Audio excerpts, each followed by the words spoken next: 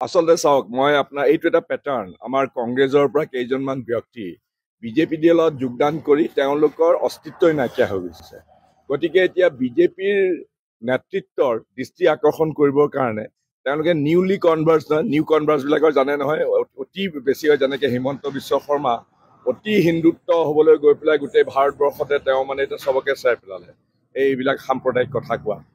ঠিক তেনেকৈ মই আচৰিতেই হৈছোঁ, বিস্মিতা গগৈ মোৰ সহকৰ্মী আছিলে, কিন্তু যিটো পাৰ্টিত তেওঁৰ গোটেই পৰিয়াল, তেওঁৰ গোটেই তেওঁৰ শহুৰৰ পৰিয়াল, গোটেই পৰিয়াল, তেওঁ নিজে ইউথ কংগ্ৰেছৰ পৰা আমি সহকৰ্মী আছিলোঁ, তেওঁ এনেকুৱা ধৰণৰ কথা কৈছে। মই আচলতে দুখ নিদিওঁ, তেওঁলোক হেৰাই গৈছে, তেওঁলোকৰ কোনোফালে অস্তিত্ব নাই, চাৰিওফালে তেওঁলোকৰ লেই চেই তেনেকুৱা। গতিকে এতিয়া তেওঁলোকে এনেকুৱা ধৰণৰ কম্পিটিশ্যন কৰিবলৈ বিচাৰিছে যাতে বিজেপি আৰু RSSৰ নেতাসকলে দয়া পৰৱশ হৈ তেওঁলোকক যাতে কিবা এটা যাতে দিয়ে, সেইকাৰণে তেওঁৰ এইটো নিজৰ এইটো সংগ্ৰাম, সেই সংগ্ৰামৰ অংগ হিচাপে তেওঁ এনেকৈ কংগ্ৰেছ দলক, যিটো কংগ্ৰেছ দলৰ পৰা তেওঁ জীৱনত এটা প্ৰতিষ্ঠা পালে, সেই কংগ্ৰেছ দলকে তেওঁ এনেকুৱা ধৰণৰ কথা কৈছে। আৰু এইটোৱে আচলতে তেওঁৰ ভাৱমূৰ্তি আৰু অৱনমিত কৰিছে। তেওঁকতো আৰু মানুহে কেতিয়াও গ্ৰহণ নকৰে।